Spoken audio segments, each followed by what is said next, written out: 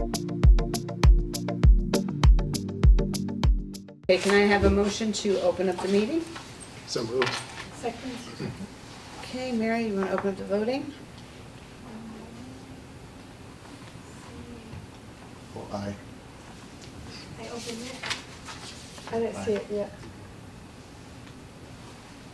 There we go. There we go. Great. Please stand for the Pledge of Allegiance. I pledge allegiance to the flag of the United States of America and to the republic for which it stands, one nation, under God, indivisible, with liberty and justice for all. Okay. So tonight we're going to work on our district goals for the evening.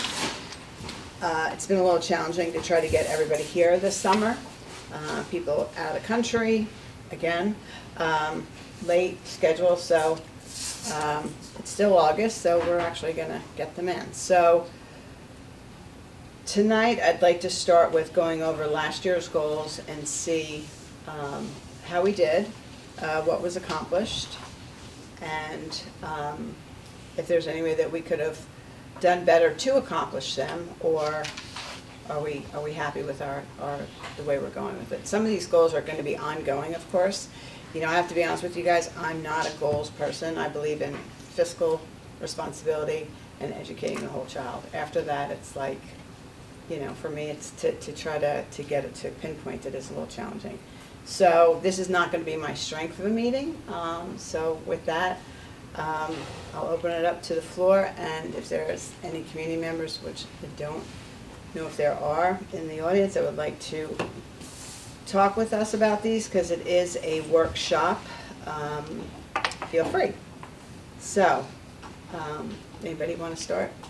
I'll start just Okay, with a discussion about this past year's goals, because you had said, you know, maybe we should revisit some of those and see how we did. I think with regard to facilities, the initial goals pertain to completing the purchase of the Marsden Street lots, seeking community input regarding athletic facility needs, continuing to assess long-term educational facility needs, and preparing a bond proposition. So I think the numbers 2 through 4 were accomplished, and number 1 we did not accomplish, but in establishing that goal, we didn't really recognize that number 1, a lot of the, whether or not we accomplished it, fell outside of our control in terms of the vote. So I think a better goal would have been to just simply bring it to the public and then let them decide, which they did, Right. whether or not it was something that the community supported in terms of acquiring. With regard to finance, I think supporting prudent fiscal management that prioritizes efficiencies and maximizes resources is something that Jennifer has spearheaded along with the other administrators. I think that's an ongoing goal. So I do think we did a good job of that. And on that goal, I just want to say that we were able to bring in the budget this year, you know, at a 1.8 increase, which without cutting any programs and being able to maintain everything we have, which I think is a huge accomplishment, and one that we should continue to strive at and just be so proud of. In terms of education, I think it continues to be important to focus on inclusive and culturally reflective practices. And I think we did a good job of that, and you know, we'll continue to do that moving forward. The comment about diversity of thought, or the goal, not only pertain to literature, but encouraging the students who go to school in Sag Harbor to appreciate diversity of thought, meaning differences of opinion, ways to look at an issue through a different lens. A lot of the tenets that the International Baccalaureate Program promotes, but I think it's something that we should promote in all of our courses. And then lastly, the security goal, For those people who don't know, well, first let me read them. Assess current security infrastructure and adjust to increase operational functions. And the second bullet was analyze current staffing and duty assignments to better address district security goals. So in pursuit of that goal, we hired a security consultant who provided a pretty comprehensive report, which then drove some staffing changes and a reorganization of how we're addressing security in the district.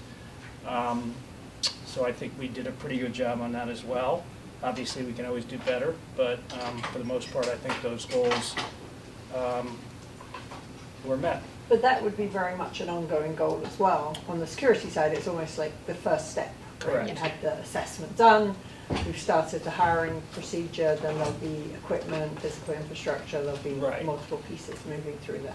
Very accurate. And the one thing that when discussing security goals, we have to be somewhat limited in the extent to which we go into detail.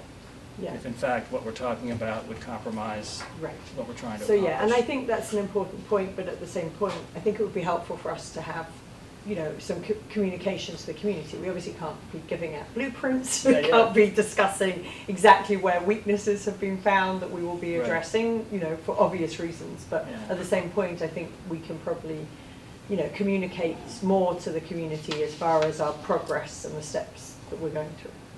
Good point. So do you want to talk a little bit more, or do you want to transition to a very rough draft document that I created to share with you to just really as a starting point for discussions on goals for 23-24 next year? How would you like to proceed? Scott, can we just put up this year's draft, please? Does anybody have anything to add on the 22-23 goals? I don't think at this point. We just put the new one, if there's any talking point. Okay. Start discussion. I need that just that bigger. Yeah, can we enlarge that, Scott? I'm sorry.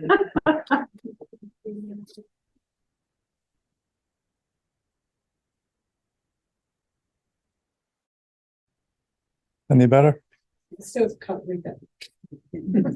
There. Now I can. You want me to turn the lights off? No, it's fine. So the three, the three headers, if you will, are education, security, and facilities. Starting with education, I think that one of the goals is sort of driven by a reality within the district, which is that the demographic of our student population, the makeup of it is changing, and we have an expanding English as a new language population in both the elementary, middle, and high school, all three schools, as well as the learning centers, so all four schools. And I think a reasonable goal is to start an in-depth look at that and how we have to adjust our programs to efficiently meet the new learning challenges that the district faces in providing the services required for these students to be successful. Mr. Malone, Ms. Carriero, you want to add anything to that? Yeah, I think just a specific example would be making sure that we're putting good thought and time into providing our staff with the proper professional development to make sure that they're knowledgeable and equipped to best serve the population as it changes. And then I think my other added layer is, historically speaking, we have a lot of Spanish-speaking families. How we support and communicate with them. I know that was something that we do already, but even when they come in the building, how many of our staff are trained or conversational in Spanish as well, so that they feel comfortable in the building. I think we've done a good job with that since for the past, I think, 20 years, but it still needs work. Yeah. And I know when one of our TAs who was Spanish speaking and was that almost liaison for our families retired, that was a big gap, and we're trying to fill that gap in order to make sure that we still have that human contact aspect, because that's how I feel historically speaking with family communication, like that one-on-one. Also think there's an added where, that we remain focused on it, and that is going beyond just basic, ENL requirements for students. To really integrate these students not only into the social fabric of the school in terms of co-curriculars and everything, but also communicating with families about what's possible, and then putting resources into making the likelihood of happening greater. So when I'm talking about what's possible, I'm talking about students accessing advanced courses. I'm talking about students and families setting goals for higher education, that if we don't do that outreach, I think the likelihood of that happening is less. So I think that's important to remember. Anybody wanna? No, I think those are great. I think it's good goals. I think it's important to, have the population, is it the Spanish speaking population that may not have limited English coming into the school and feeling comfortable and having those communications and having the ability to have the school offer a level of comfort and help that their children can achieve a higher level of education rather than feeling like, pushed back. So I think those are great goals. We should definitely work on that. And we've also increased all of our community output in both in English and in Spanish to the families when we send out the blast, right? Brittany's, everybody's shaking their head, yes. So, and that's huge, so that they're able to communicate and stay in touch with what's going on in the district. That was lagging a couple of years ago, but it's definitely every time it goes out in both. So I think that's good. But definitely more work to be done in that area. Okay, the second goal that I brought up was an analysis of the academic discipline resource allocation and a discussion of possible adjustments. So what does that mean? So what that means is that in New York State, I won't speak nationally, but in New York State over the last 10 or 15 years, there's been a hyper focus on mathematics. And so I think it's worthy to have a discussion and an analysis of whether or not that hyper focus is taking away from the other disciplines and is not necessarily aligned with our mission.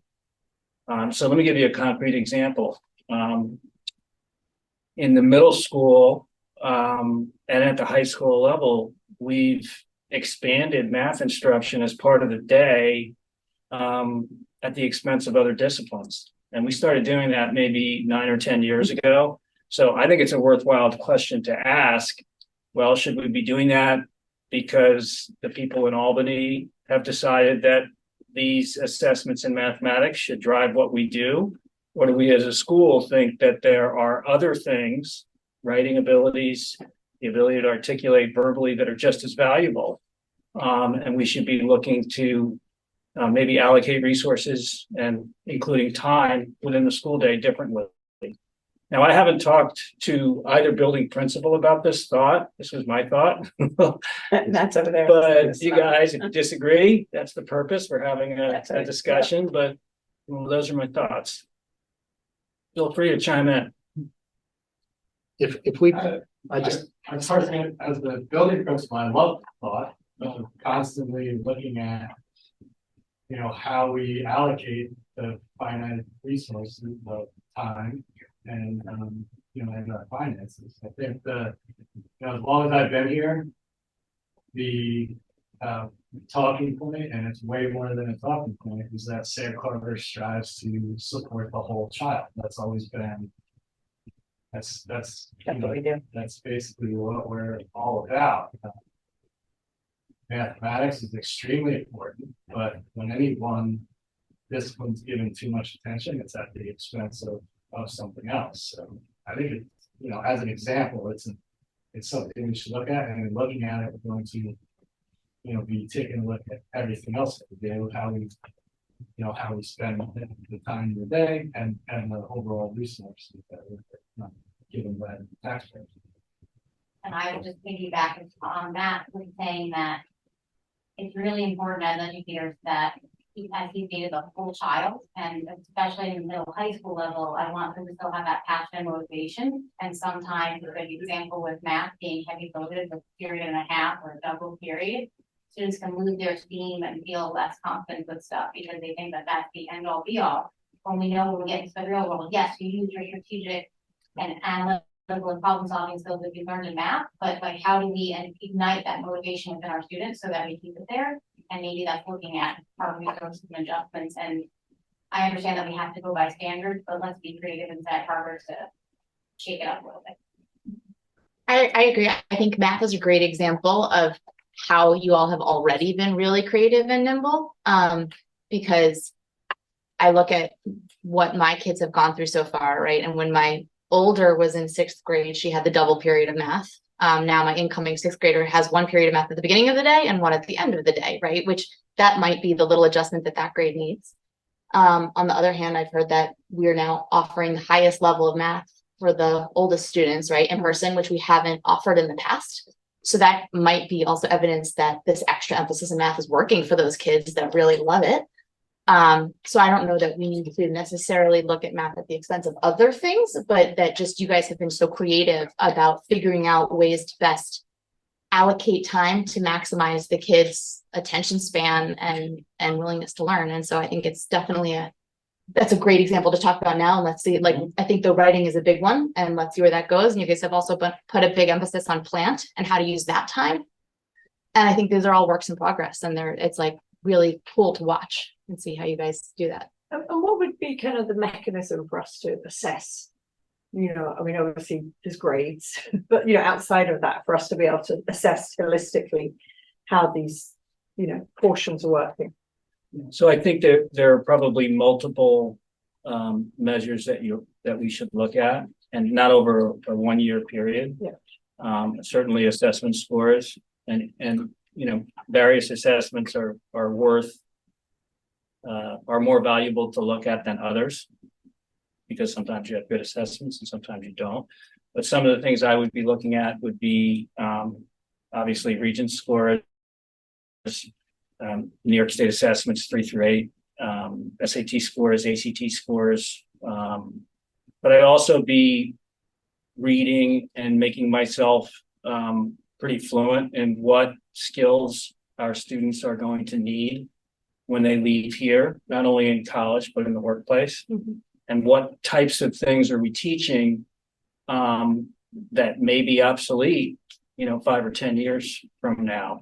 If you look at the job market, for instance, there are many careers that are going to be significantly diluted because of advances in technology. Yeah.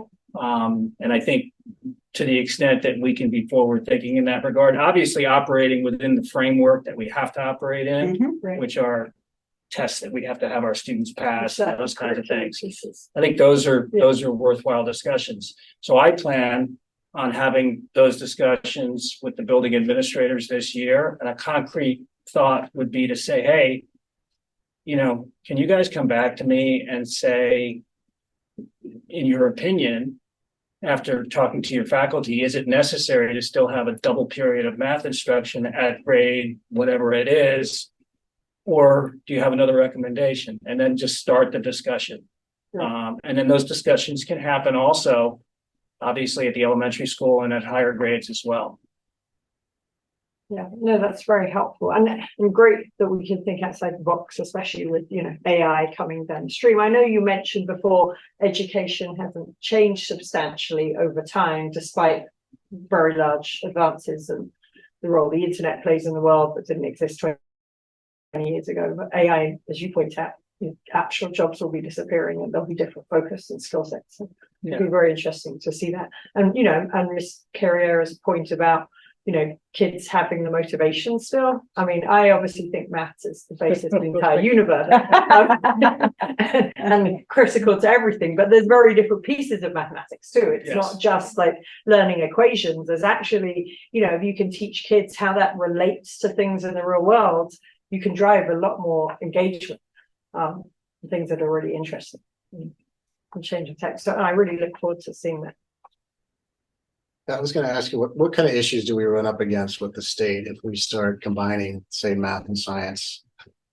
You know, starting with a STEM, For the most STEM part. program or something like that, instead of just having 2 periods of math, like you're integrating math with, like what Brian was saying, with technology and other advances of things that we may need for the future. So I'm not sure I'm answering your question, but the state has requirements for graduation, and those requirements center around generally 2 things, which are credits, which are gained from taking courses and course hours, and Regents assessments, which are summative assessments that are administered at the end of a course. So we need to adhere to that. We need to adhere to that in order to make sure that our students pass the assessments and are eligible to graduate. Within that framework, though, there's certainly flexibility, and that's where we need to think creatively about how can we prepare students for these assessments while also hitting the points that we want to hit. I've always said that the New York State Regents assessments, and that's really applies to grades 8 through 12, are a minimum bar, and that we can focus on other things and our kids are going to do fine on that. But we have to, it's analogous to, you're on a highway, you have to stop at the weighing station if you're driving, and that's sort of what we have to do. If you're running a middle school, high school in New York State, you have to do that. A question on that point, Ms. Carriero and Ms. Van Duzer. So like 6th grade, for example, right? That second period of math is now called math lab.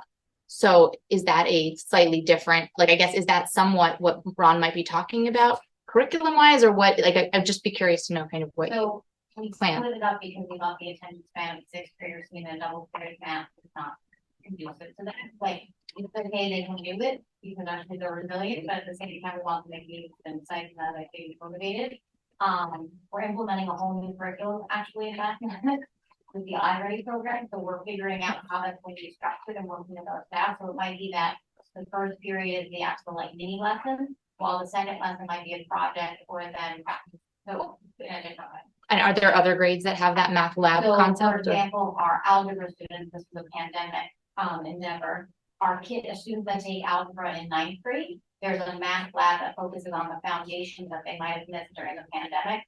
To make sure that those foundations are adhered to in the sense that different gaps that might have happened so that they're able and capable of accessing the curriculum. And everybody gets that just because everyone's different and individualized. Cool. Jeff, it would be good if this makes it into the final draft of goals, if through the process of assessment, if we could better understand, I think if this hyper focus on math at the cost of perhaps something else creates a different outcome over time or does not. Yes. So that's what I would be most interested in, because it sounds like we've been have this hyper focus for multiple years at this point. So there must be some data we could probably put together. There is. Yeah. One of the things that's difficult with mathematics in New York State is they're constantly changing the framework. Right. So that longitudinal analysis sometimes is difficult to do. But I think we have enough data with other measures, Right. things like ACT scores and SAT scores, to see if there's been a fundamental change Right. with this increase in time allocation. Right. Yeah, I'm an advocate for anything that we could, as we go through goals, anything that we can measure, I think is Yeah. better, obviously, for ourselves and for the student body and for the public at large. So. Right. And one of the things to be clear to everyone in the audience and on the board and anybody watching is we do a thorough presentation of our assessment scores in the fall, and we've referenced it to schools around us, and we reference it to national and global standards as it relates to especially the IB. So, and we always do really well. So I'm looking forward to that. But I still think there's room for discussion as to, again, where we're allocating our resources and how that impacts what we want our students to be able to do moving forward. Yeah. So the third, any other discussion on that one? No. So the third goal that, and again, these are just draft goals. These are, third one is really one of those goals that I think is something that is going to be up there for an extended period of time, which is a continued focus on inclusive and culturally reflective practices. And I think that, if you look at the national tenor of our politics, teaching students to be reflective and accepting and to see different perspectives, and I think it's a good thing to do. And I think it'll serve them well in the future. So I think this is a goal that we should have this year and in all likelihood moving forward. And we're doing professional development with our staff on that on a yearly basis also, correct? Correct. Yes. And it's also embedded in, it's sort of similar to what you're saying. Yeah. But it's embedded in the IB program, and a lot of the tenets of the IB program work down into the lower grades, because a lot of those teachers have been to IB training, and in fact, have taught IB courses. And certainly Mr. Malone at the elementary school has worked on that as well. Right. Especially in morning program. Right. Let's go. I'm gonna go through facilities really quick, and then we can stop and let the kids do their movie. We have children here, so I like to let them go and not have to. Oh, you know what? It's 6:30, but I Yeah. promised to wrap this up in Okay. 5 minutes. Facilities, I think, is pretty quick. I think it's an obligation of the district to always assess facility needs, both on a short-term basis and a long-term basis. And I think that's responsible stewardship. I think that the first goal there, academic discipline facilities enhancements, that refers to anything that would enhance the academic program, whether it's a science lab. There's been multiple discussions of a laboratory called a wet lab. There's also been talk of renovating the gymnasium, which I consider a classroom as well during the school day, or perhaps building a new one. So I think those types of things make sense. And then co-curricular facilities enhancements. I think we have an obligation to continue to do two things. Number one, let the public know that the current facilities for some of our co-curricular activities, most notably athletics, are insufficient. We don't have enough fields, and we need to continue to look to see what the options are out there to better meet the needs of our students in that regard. Right, I just had a comment on, similar, but I wrote down that I'd like to see us do a comprehensive capital improvement program for all the facilities. This one in the elementary school in particular, some little stuff at the learning center, but I think I'd like to see us do a total capital improvement program list of what the school district needs in total, and that could be anything from the gym to the wet lab to art facilities, fields, whatever it is, and have it all compiled into one package and be able to see what that would entail in being able to identify and accomplish those goals. But don't you feel like we've gotten that from Jennifer at the educational facilities? That is part of the facilities committee, yeah. Yeah, because I But feel like, the only reason I say this is because I feel like one thing that we do a lot of is we're very good at is doing things kind of in silos, right? And so we do things kind of, how do I want to put this, as instead of looking at the whole picture, we do things as just like, oh, we need this, so we do this little piece instead of looking at it holistically. And if we look at it holistically and the needs that the district needs, we can look at that as a capital improvement that we go for one time instead of doing these piecemeal kind of improvements that we've been doing. It's not that we have to do that, but I think it would be important because the school district hasn't done a major capital improvement since they did the expansion of the high school. And that was in 1993. no, 2001. 2001. So 30 years, basically. Well, Or no, 20. you, 22. I'm not, I haven't been on the board that long. So, And I'm gonna respectfully disagree, because I feel that it's kind of like owning a house. So one year I'm gonna be able to do my bathrooms, because that's all that, that's a target point for me to need to do. And then I'd really like to do my kitchen in a couple of years. And I feel like people kind of forget that this is a school that's just like our own homes, that needs to be maintained, that needs care. Like now we're doing the bathrooms, right? As we speak, we're doing bathrooms because we know that that was a priority. Jennifer's shaking her head. We knew last year that the masonry work needed to be done. To go out to the public and say, we need a $40 million bond to do all this stuff. We're going to be back in the same place in 10 years with needing to replace this or to do that. So I think what we don't do in the Educational Facilities Committee is we don't prioritize it strong enough and then go out and just do it. I think we spend too much time with it, but that's just my opinion. well, the ones you mentioned are maintenance. That's Right. a different thing. Well, So I'm talking about things like if you have to replace the gym or the wet lab or things that are significant dollar amounts. And, I think part of what my feeling is that part of the issue with the public also is that, every couple of years you're going and asking for, 5 million or 10 million or whatever it is, instead of saying like, look, we're going to do one major capital improvement that's going to encompass these 5 major projects, right? And it's going to be 20, 30 million, whatever it is.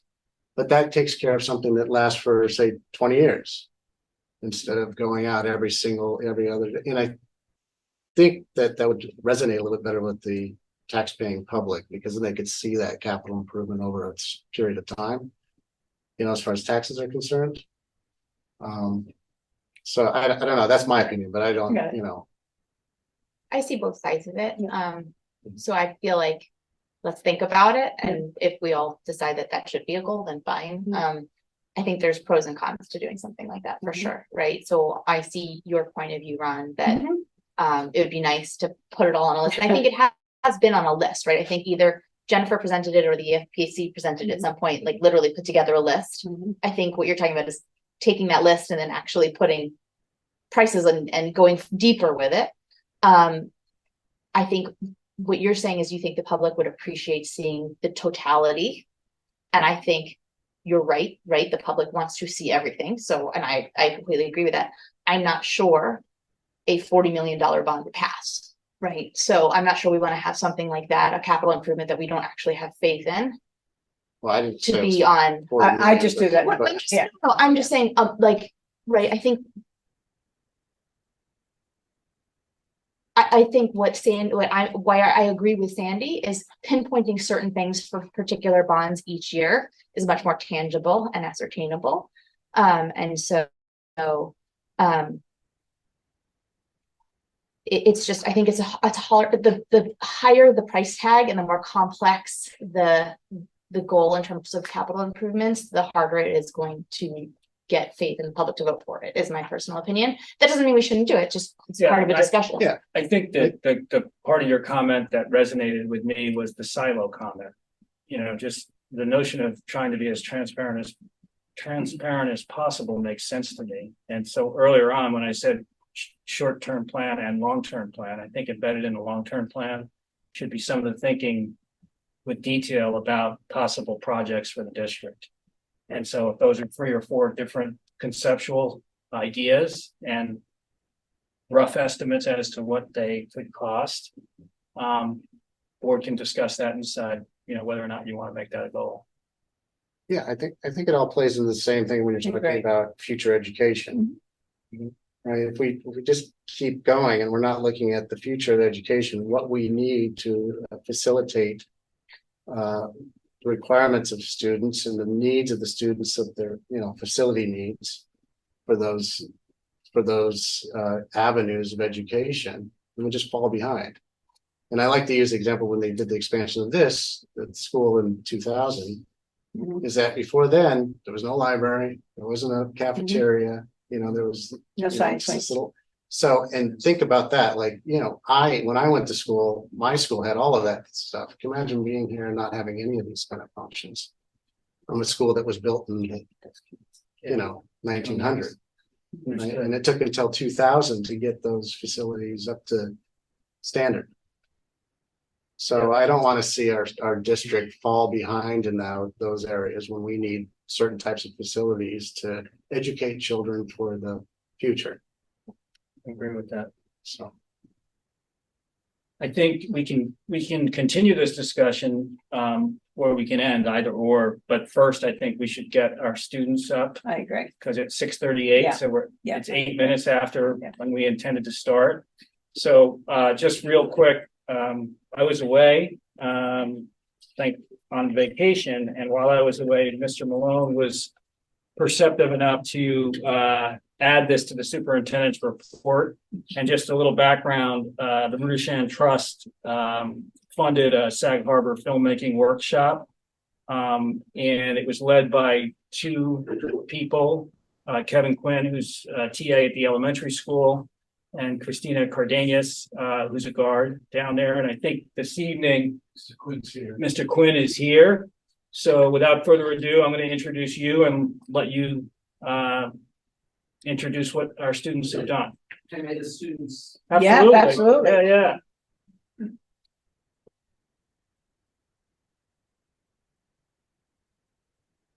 Yeah, well, good evening, everybody. Superintendent Nichols, President Krool, board members, administrators, attending community members. Thank you very much for having us here tonight. We're very proud to share with you The Double Agent. This is a original narrative crime drama, written, produced, directed, edited by members of the Sag Harbor Filmmaking Workshop, the inaugural workshop. These are two of the members, Madeline Frederick, Kai Hansen, who played, as you will see, instrumental roles here. And yes, this project was made possible by the Donald Rudishan Educational Trust. Thanks to the funding made available by the trust, students were able to develop their narrative and visual storytelling skills by learning the basic elements of filmmaking. Within 2 weeks, they pitched original story ideas, drew visual storyboards, they sourced costumes and props, they composed engaging frames, they learned the principles of film editing, they mastered the Adobe Premiere Pro editing software, which is a professional editing software. And by the end of it, they premiered their film before an audience of invited guests and engaged in a very meaningful Q&A. But you know, I don't want to take too much time explaining to you how proud I am of these two students, and I'll give them a moment to say a few words if they like. I feel like we should just show you. So this first video is a behind the scenes video. It's 2 minutes long. It shows the process. And then we will show you the final feature, which is 4 minutes long. So sit back, relax. Would you like to say anything?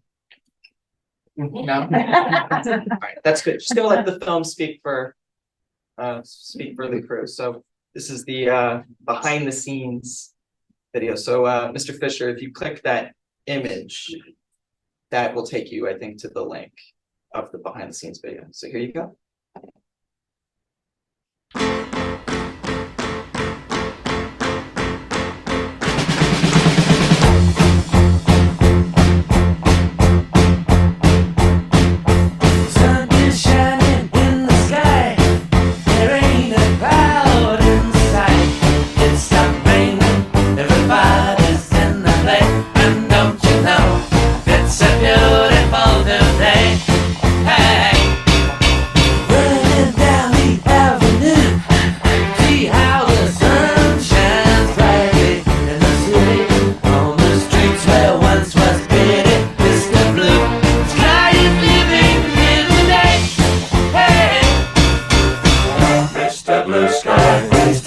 Why you had to hide away for so long? Where did we go wrong?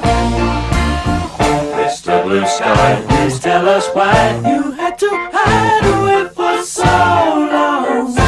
Where did we go wrong?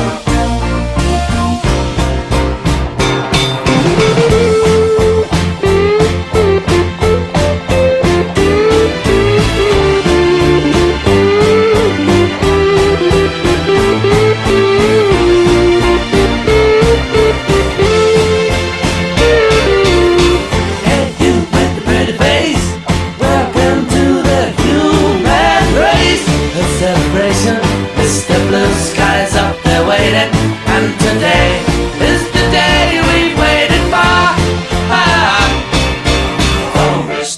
sky. Please tell us why you had to hide away for so long. Where did we go wrong? Hey there, Mr. Blue, it's a place to be with you. Look around, see what you do. Everybody smiles at you. So that's the behind the scenes video. The next link is the film itself. It's 4 minutes long. And that would be on the next slide. You know what they say about watching screens? You'll get. So yes, you'll go to the next. Yeah, there you go.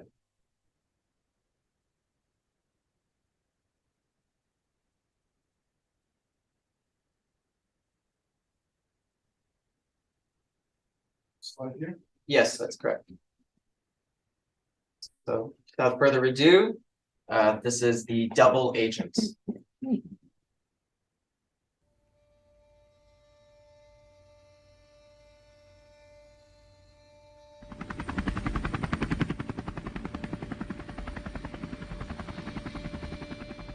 Fellow agents, we have discovered a leak in the system. There is a double agent among us. We have no idea who it is. It could be someone in this room. We have an investigative team trying to identify the double agent. If they uncover any information, it could seriously compromise us. How bad is it? World domination. But if it's someone in this room, we all have access to the files. Exactly. That is why we are in a full lockdown. No one in, no one out. This meeting is dismissed. You are to return to your offices and resume your work. You are not to leave the grounds.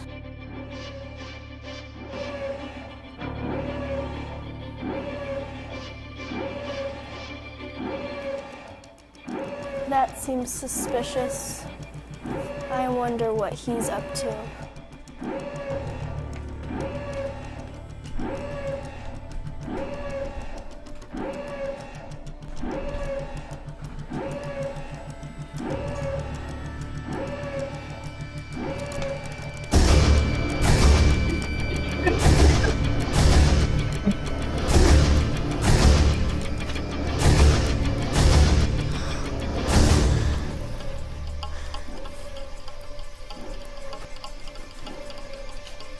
He's still alive.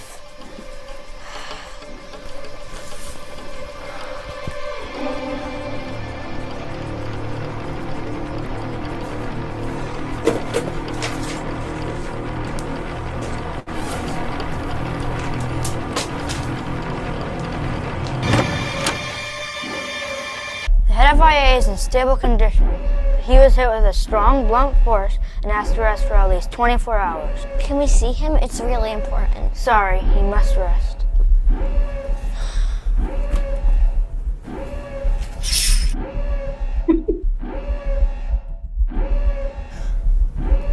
Hoodie!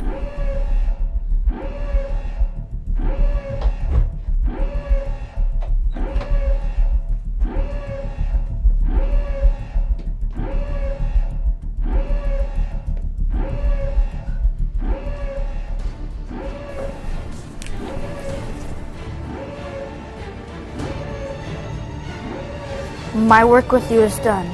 Please do not involve me anymore in your scheme. Goodbye. Got you. Don't even try to escape. You're both going down. Police are on the way.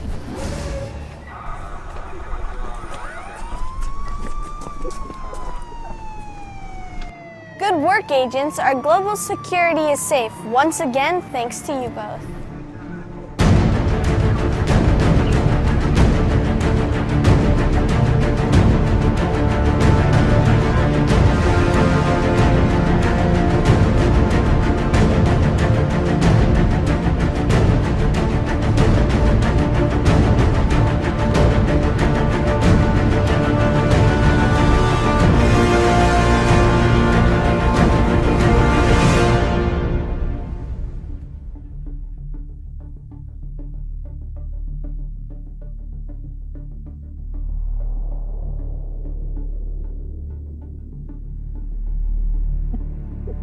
So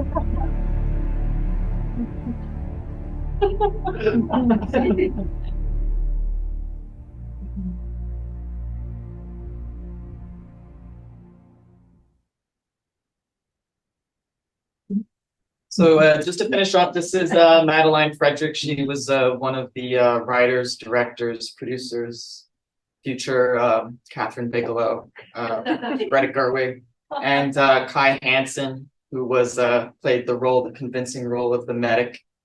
And I'm very proud of these students. They really exceeded expectations, and thanks to the Rudershan Trust and the funding they provided, projects like these are possible. And they're more than possible, they're a reality.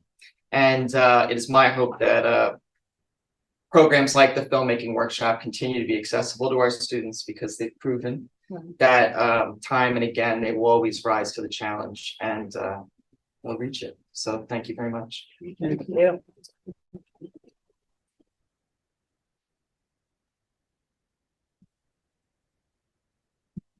Wow, that was impressive. That was so impressive. I think we need to get that up on the website ASAP. Like, that was so great. Thank you guys so much. It was amazing.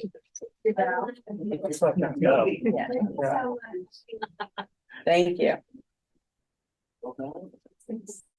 That was a nice break. So I think we should absolutely have a presentation on the Donald Rudershan Trust and what it really does, because it's such an amazing program that the school benefits from. Hobie Bets. So that would be great. Okay. Back to work. So where we left off was we were on the last draft agenda or draft goal, which was facilities. Hold on, can we do, yeah, okay, sorry, go ahead. Because we had already covered the first two. And so we left with Ron's statement, and then Jordana said something and I sort of chimed in, but was there anything you guys wanted to talk about? Anything else with for the facility for our district goals, guys? I think those lists that he's talking about could potentially be embedded into the 2 bullets we have up there to kind of identify what those projects are. Yeah. Not that it needs to be its own bullet, but I think that's right. I think that's where I'm saying I could hear both sides. I think we could list what we want as priorities to kind of look at, but I don't know that from a goals perspective, we need to go more in depth in that. Yeah. I think that you captured that the way. Yeah, it could be wants or needs. Yeah. Yeah, there's a ton of needs there the district has. And we need to implement, so. Yeah. I agree with that. Dan, Grania? I would just mention on one thing on the. That's last year's goals, by the way, guys. Yeah. I'm sorry, I'm sorry. I read it, I was reading the bottom one, sorry. When you mentioned about English and culturally effective practices and how you put flesh around that was very helpful. The only other thing I would ask you to include in that is a review of all the forms and applications and things that parents are exposed to, because I think some of those are a bit dated and perhaps might not reflect a modern view of family and how we express family. And so that might be helpful as part of that. It says practices, but it should also be forms and. Yeah, you're right. I've heard that. I've heard that complaint before, for example, right? So when you're registering a student, you know, they'll say like, I think it'll say like mother or father. I won't say parent or guardian or something like that. So that's an example of that. And I was thinking about, you know, because we were talking about ENL.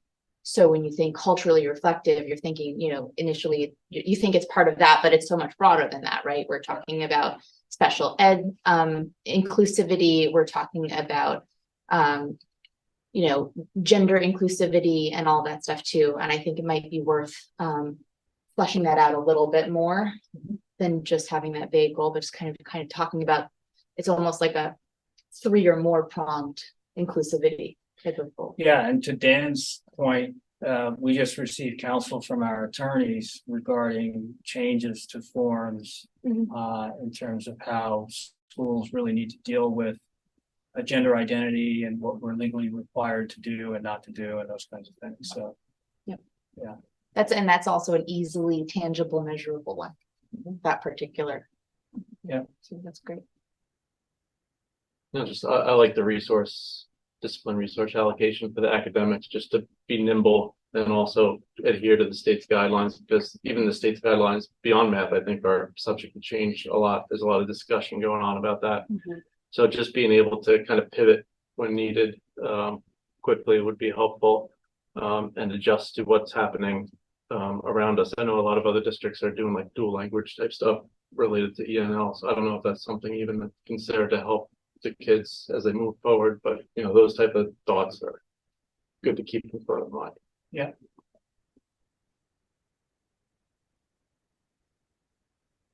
Okay. I guess that closes up facilities, security.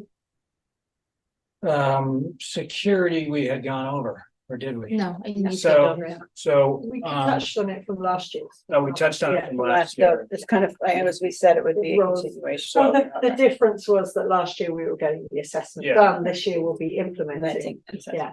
And So as Rhonda just said, last year's security audit pretty much guided some changes that the district made, and those changes fell into a couple of areas. One were changes with regard to staffing. And so when you look at the goals for next year, I would say staff training and duty and post statements, which are 2 and 3, the bullets directly relate to staffing. And duty and post statements basically will delineate very clearly what each security personnel member is doing at any point during the day. And that was something that was recommended by the consultant. Building and district level security plans. I think although they've existed for about 20 years now, having the duty and post statements and staff training will enable us to perhaps tweak them and offer or put more detail into them. Just note that those security plans are not available to the public for reasons I talked about before, but they do guide how the district staff would react to a hazardous situation. And then one of the things that the security auditor recommended was an ongoing assessment of our practices and protocols.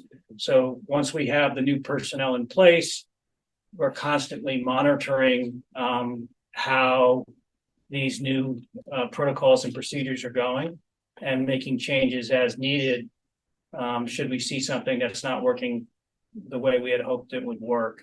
The only bullet that I didn't add here, because I think in the audit, the recommendation was to really refine our security personnel and what we do. And then once that's flowing and working really well, then once we have that squared away, we go to infrastructure and look to see if there needs to be significant upgrades to the infrastructure once we're leveraging our personnel to the level that we think we can. I mean, it would seem infrastructure would need to happen in parallel with some of that. I mean, when you say is there a timeline associated with? Well, for personnel instance, some things are happening right now. So making sure that we have enough cameras in the building and that they're operational. One of the major recommendations was that for years we did drills, and those drills allowed us to see how things were working, but there needs to be a more regular check of the technology to make sure it's operational. So we find out well before if there's the drill. Because we had that issue last year. Right. So one of the things with infrastructure is that the director of security, the lead guard, is going to be checking the systems weekly to make sure they're operational. And then we can look at, once all that stuff is happening in concert with the changes with personnel, then we can take a global picture and say, hey, do we really need to spend X amount of dollars on significant infrastructure upgrades? And remember, what really drove the the request for an audit with a consultant was Mr. Malone and I and Ms. Carriero about 16 months ago. We're looking at our security system and we got a bid significant amount of money to upgrade. And we thought, why are we doing this when we really don't know what's working, what's not, and that what was is a really bit effective. specifically for the technology. So the cameras, the alarms, Right. it was those portions. And then there's also infrastructure as far as maybe a vestibule or Yes. other things that we discussed, but. Yeah, there's some additional equipment that we probably have to purchase. But we have enough to start this year in terms of walkie-talkies and things like that, that'll enable our staff, our security staff to operate, I believe, at a much higher level. And that's ongoing. That's ongoing. Yes. And I'm not putting it in a goal, but I wouldn't be averse to having the consultant that we use come in at some future point for a specific amount of time. Not along the lines of what initially was done, but for a check on status and any additional recommendations. I agree. I think it's worthwhile periodically regardless. Yeah, I do Yeah. too. Yeah. Just make sure our I's are dotted, T's are crossed. I absolutely agree with that. Mhm. But again, these were my draft recommendations. If you guys have other things that you think you want to add, I'm happy to do so. Yeah, and now's the time to discuss it. I like these. I think this is a good, you don't want to have too much, right? And this is, I think, good. Anyone? No, I think it's fine. I think we can cover what we need to cover with those points. Great. Do you want to go through the board goals quick? There's only 2 of them, which I don't see. Okay. Those were the goals from last year. Yeah. Yes. Mhm. Yeah, so they were to enhance community outreach to improve communication practices. I think we made a big effort there. I mean, we put ads in the paper to try to get anybody that wanted to be on the email list on the email list. I think we really made an effort on the community outreach part. I think what we could do, what ended up happening is that there's still a lot of misinformation. So from a communication standpoint, I think we could still have a board goal on communication, but it be less about outreach and more about trying to figure out how to correct or combat or just make sure everybody actually has the information. Like something we were doing didn't, even though we outreached, something didn't hit. So right. I think it's tied to outreach is your approach, right? So Yep. it's still communication and outreach, but it's just, what can we do better? I think that's a goal for every year. Yeah, I don't disagree with that. I do think it was. I think that, but right before I came back on the board, this board had increased public input to a public input 1 and a public input 2, which hadn't been prior. So I think that, we do that. I think when people ask questions, we answer them to the best of our ability. And emails, we're usually within 24 hours getting back to them, even if it's just we're in receipt of your email, which, we discussed possibly doing a little bit lengthier response to that to let them know that the entire board has received it, just the board president is responding back to it. But I think, and the other thing I think it's important is that in public input 1, up until probably 2 or 3 years ago, you were only allowed to ask questions about what was on the agenda. Mary's shaking her head, yes. You had to wait until public input 2 to ask a question about something that wasn't on the agenda. So I do think that we have, have welcomed people to come in and speak to us and actually encouraged it, even though people might not see it that way, but it's a track that's proven. So I think it's important for us to recognize that. But I agree, I've done many seminars and online training on communication practices. So, do we combat social media when we know that they posted something negative on social media? Like someone just recently posted that they never got an email back from the school district. Well, that's impossible. But do you go back and do you do that? And all of the training that I've heard is no, you don't. You just don't engage. as hard as it may be at some point, but. You know, other than the social media, I think coming to board meetings, emailing us, and I think we're, you know, pretty open to, you know, people coming here. Unfortunately, they don't realize that we are volunteering our time. So, you know, we do the best that we can. We are volunteers that don't get paid. So that's important to realize too. So that's my feeling on that stuff. But I do think we do a good job. And So I think that this community engagement and communication practices was a very charged issue this year, looking at it. Right. To the extent that you had the Marsden properties, which really split the community. I mean, the vote was 55-45. Right. And so looking back, one of the things that I think is important is that our role, our obligation, the district that is to put accurate information out and do our best to do that. And I think that we need to continue to do that. And, you know, and try to stay true to that course of action and not get involved in the back and forth with people who might have a different point of view.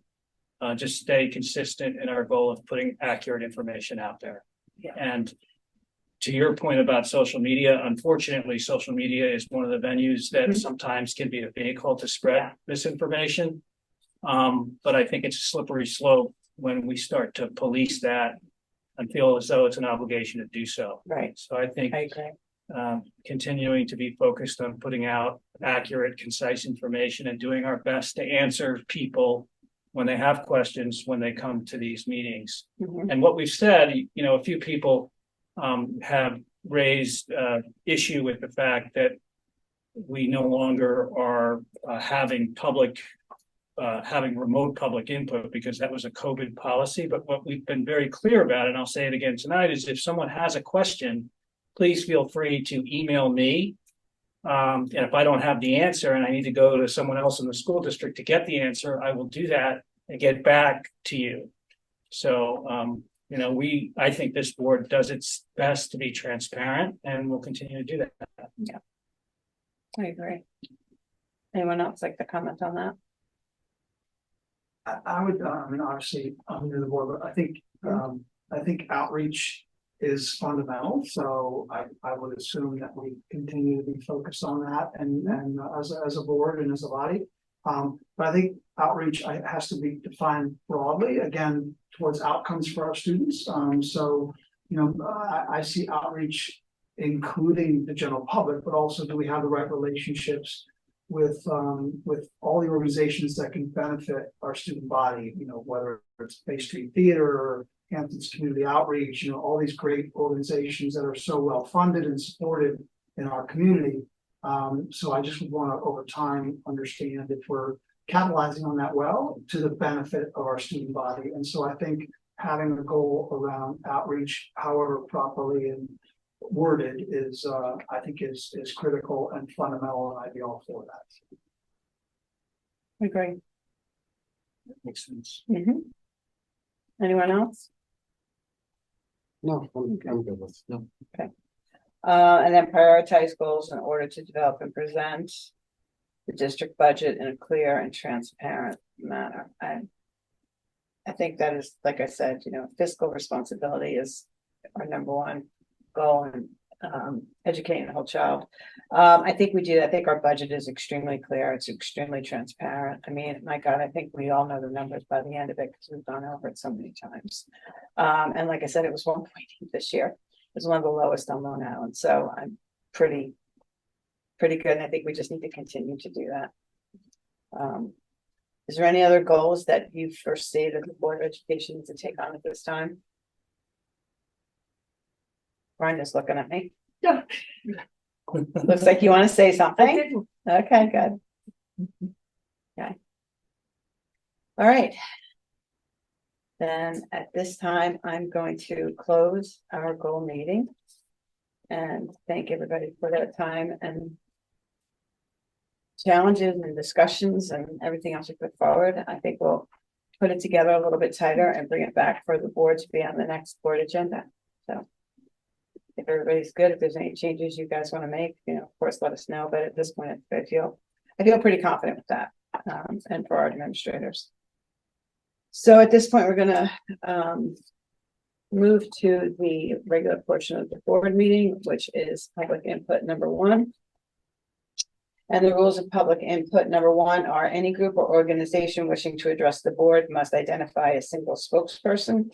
Speakers have up to 3 minutes. Speakers will address remarks to the president. Speakers will conduct themselves in a civil and respectful manner. Speakers will not address personnel or students. If a speaker wants to speak a second time, they may speak at public input 2, and the board president has the right to discontinue public input at any time. Is there anyone in the audience that would like to come up and speak at public input number 1? Okay. There's a sign-in sheet at the podium. Please print your first and last name.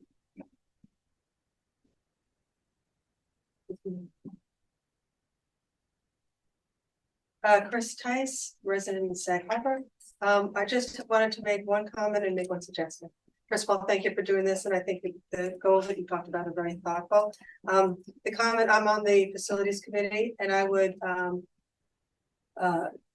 suggest that I think that there has been public discussion about the big projects, and I'm sure there'll continue to be more. I would caution the approach of putting, 5 big projects together with one bond, because what happens is then the financial burden to that gets put on a certain population that might be there during a certain time versus spreading it over. And secondly, having lived through, I was on the board for 2 or 3 big bond projects. I think there's only so much a district, particularly a district this size, can take on at once. To have like 3 or 4 big bond projects going on simultaneously, a wet lab, a gym, or something else, I would imagine be almost all consuming for many of the administrators and the board. And it's not that easy to get folks that will bid and come out here anyway.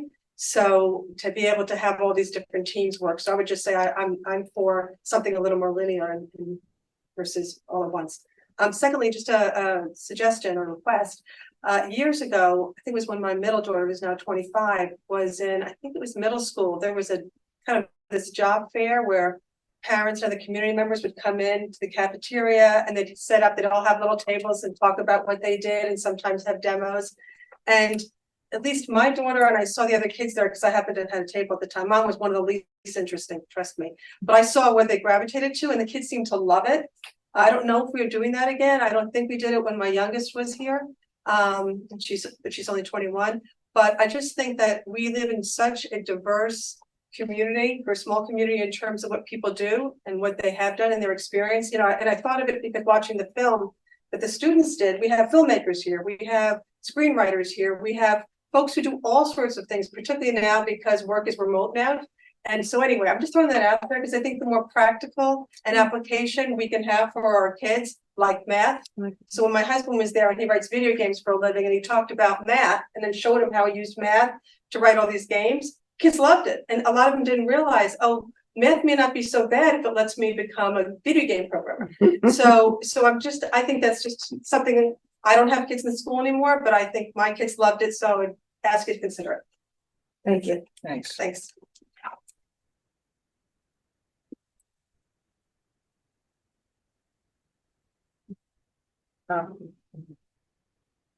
Okay. May I have a motion to approve resolutions 8.1 through 11.27? Second. Mary, could you open the voting, please?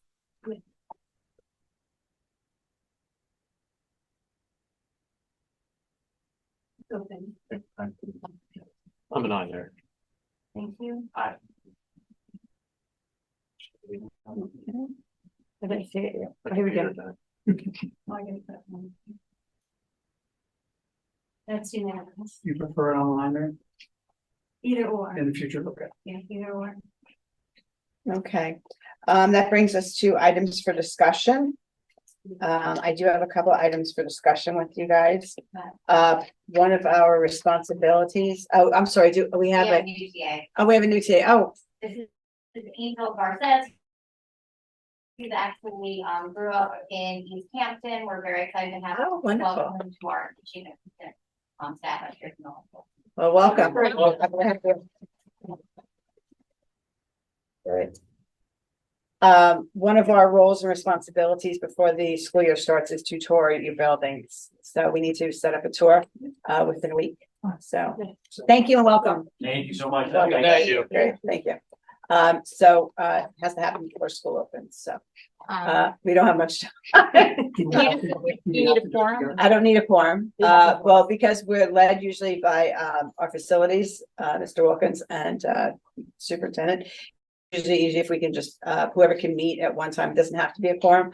But I know, no, it doesn't have to be a quorum. I have to be there with the superintendent and another board member, so minimum of 2, but I highly recommend that everybody tours the building, especially with the new bathrooms and the new floors, everything's, as we can see. Walk in. I would imagine probably before September 1st, right? Yes. So probably in the next 2 or 3 days. It's gotta be Tuesday, Wednesday, or Thursday. Okay, great. Yeah. Tomorrow, Wednesday, Thursday. Correct. Right, so I guess we'll all just be in touch and try to find a time. Yeah. ASAP. Yeah. Yep. Yeah. And as many of us that can make it, Yeah. great. Yep. Okay. Okay. Sorry, guys. And then the second thing is just to put on your radar for presentations for next year. I know I'd like to hear about the Rudishan Trust Foundation personally. I mean, because I just think they do such great work, and I know there's a new director with it, so I'd like to hear from that person. But for the administration to do possibly 3 other presentations, just let's get on the calendar. So four total is for that the year. sufficient? Yeah, for the year. So I know I've requested that if someone else would like, if they don't believe, think that one's, I mean, after seeing that, I really think it's important for even the public to understand what an amazing gift we get every single year. Plus the scholarship that the senior gets when they it's an amazing program. And I don't think we don't get to talk about good stuff enough. I think just for discussion right now, I think the trust sounds like a good educational presentation. I think there was some discussion on the higher education process. Mhm. So I think having a presentation on when that starts from our staff and providing an overview of that would be helpful. So Great. that would be a good one. And then I will get back to you after speaking with the building principals and the other administrators regarding presentation 3 and 4. And if you guys have ideas either now or in the next couple of days, feel free to either speak now or email me the next few days. On the Rudishan Trust presentation, maybe we combine that with a presentation just on the arts in general.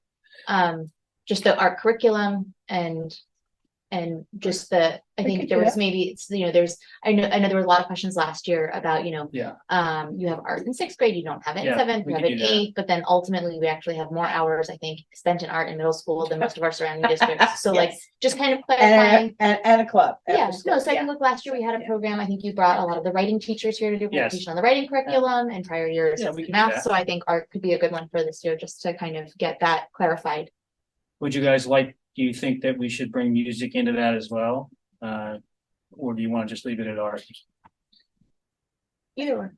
Okay, I'll get, whatever. I'll communicate with you and then we'll work it out. Yeah. Great. I think theater, art and theater. Theater's amazing, yeah. Okay. All right. Yeah, actually, I think that would be good because also I don't think parents are always clear on at what point do kids have to choose one or the other, or can they do both? Can they continue to play an instrument and do art? Right. So maybe that part of it as well. Yeah. Great. Sounds good. Okay, anybody have any other items for discussion? Okay, may I have a motion to convene into executive session to discuss contracts? So moved. Second. All in favor? Aye.